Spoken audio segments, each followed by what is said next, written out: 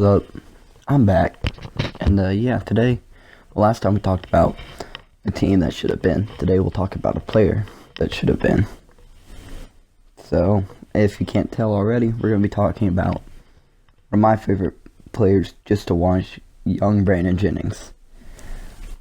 You know, pre-Achilles tear. So in his rookie season with the Milwaukee Bucks, he played all 82 games in 32 and a half minutes. He shot very inefficiently, to be fair. He wasn't a great defender or anything. But he averaged 15 and a half points and like 6 assists. He made all-rookie first team, I believe. I know he made an all-rookie team, but it just says all-rookie here, so I don't know what team he made.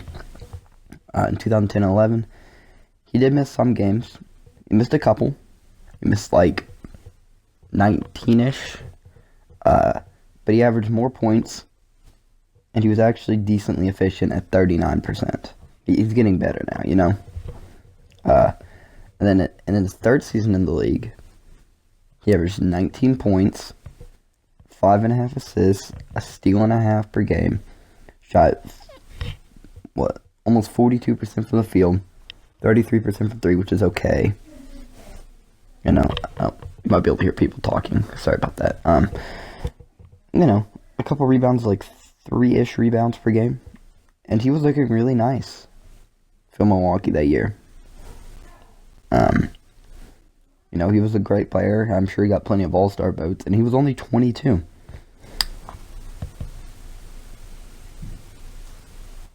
You know what? And what I forgot to mention was in his rookie season, he dropped 55 points in a game, which is just insane. But you know, he's one of the youngest players to ever do that as well. I don't think he's the youngest, but he's definitely one of them. And then you can say he had a bit of a fall-off season in 2012. He only missed 2 games. He played a lot of minutes, and he shot less efficient. Shot way better from 3, though. Had more assists, a few less points, though. It was overall a solid season. Then in that off-season, he left for the Detroit Pistons. I believe I can view... Let me see if I can actually view what happened. So they traded him to the Detroit... Okay, I guess my batteries are low, so I better hurry up and finish this. They should be fine for the next, 8 minutes, but... So, the Detroit Pistons... Or they traded him to Detroit Pistons for Brandon Knight, some guy, I don't know how to pronounce his name, and Chris Middleton. Definitely a W trade for the Bucks, because Chris Middleton's become a star for them, and now Brandon Knight's back on the Pistons. But anyhow, you know, so that was one of the last transactions of his career.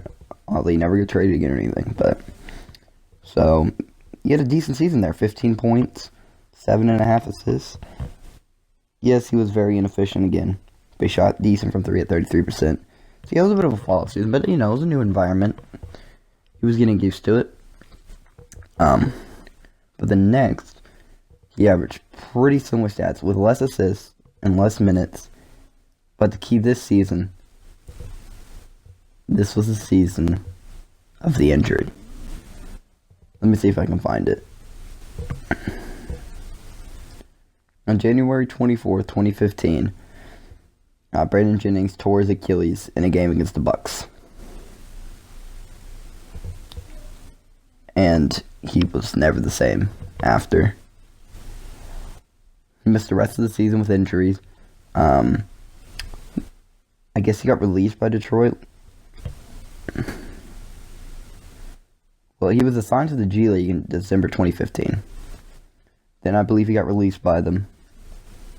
He signed with Orlando, and that season he only averaged almost 7 points per game. We'll round up. Only 3.5 assists, and barely any minutes. He only played 48 games. He was inefficient. And the next season, he played for the Knicks and the Wizards. We only averaged 7 points and 5 assists. Horribly inefficiently, especially when he played for the Wizards. And then finally, with his last team, the last time we ever saw him, he made a 14-game return to the Bucks, where he averaged 5 points and 3 assists. So overall, for a career, he only ended up averaging... So in his career, in seasons with the Bucks, he averaged 16.5 points and almost 6 assists. In the time with the Pistons, he averaged like 14-7 almost, which is really nice. But for his career, he averaged 14 and like 6-ish, I'll round up, and like 1 steal per game. And shot a horrendous 38% because of how bad he shot on some of those teams. And it really sucks for what was once a promising career to fall off as drastically as it did, you know? If I can pull up some other pages here. So we'll start with his first season in the league. The 2010 Bucks. He was the 10th pick in the draft.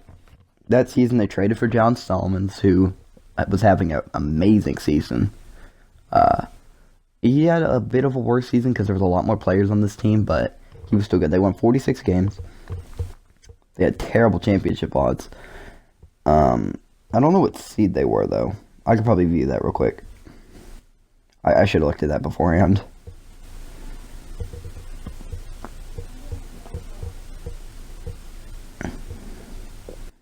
I believe they were like the 6th seed or 7th seed. And they actually took the Atlanta Hawks to 7 games, and you can actually see them playing in the background here. Also, I'm sorry if the footage is a little choppy. I have to have it on 720p, so that probably doesn't look that good. But, yeah.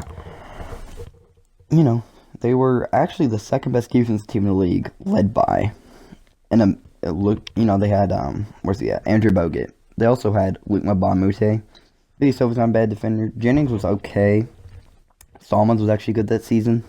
Kurt Thomas was okay that season. It was a good team. Delfino was a good defender. You know, but they were horrendous on offense, 23rd, and that's why they traded for Solomons, but it didn't really do much. But yeah, you know, they took this team to 7, and this was their first full season together. And great things were expected next year. Great things didn't happen. They won 35 games. They were still great defensively, but they were the worst offensive team in the league, averaging a horrendous 91 points per game, even if they did hold their opponents to like 92.7 points per game. Next season, in the lockout shortened year, they were around 500, and they were expected to go 34-32. They went 31-35. They missed the playoffs again.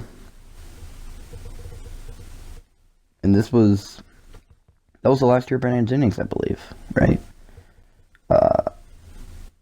No, it wasn't. Okay. I don't think. Or was this year they traded him? Let me just see what year they traded him. I believe they traded him in 2015. Or no? In 13-14, he was on... That was his first season. It was 13-14.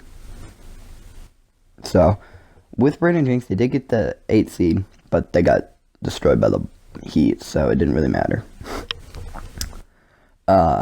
Next up, the next season, Jennings was gone, so we're going to go to the Pistons and see how they did with him. And then we're just going to cover these 2 years and call it good, because those last years, bro, he didn't do anything. The Detroit Pistons at 13-14 were horrendous, winning at 29 games. In the next season, their last season with Brandon Jennings, they won 32 games. Much worse than originally anticipated. Yeah, you know. I mean, to be fair, the team was kind of bad. They did have Tayshaun Prince back, though. Right? Yeah, they had him back for like a farewell tour.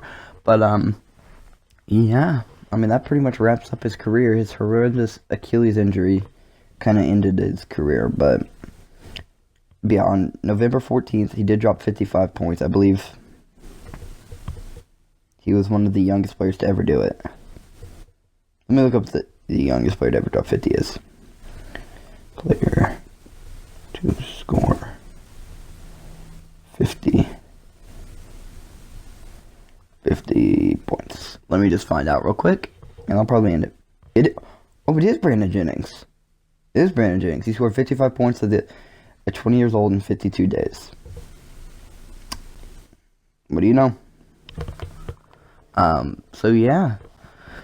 I believe we'll be wrapping it up here. Next up, I'll give you a little sneak peek. We will be discussing the 2015 Atlanta Hawks, 2014-15, and we'll also discuss the Wizards a little bit. The Paul Pierce ones. But yeah, that will probably be tomorrow or maybe later today. Depends on how I feel. Yeah, as always, like, subscribe, and yeah, follow me on Twitter. And yeah. Peace.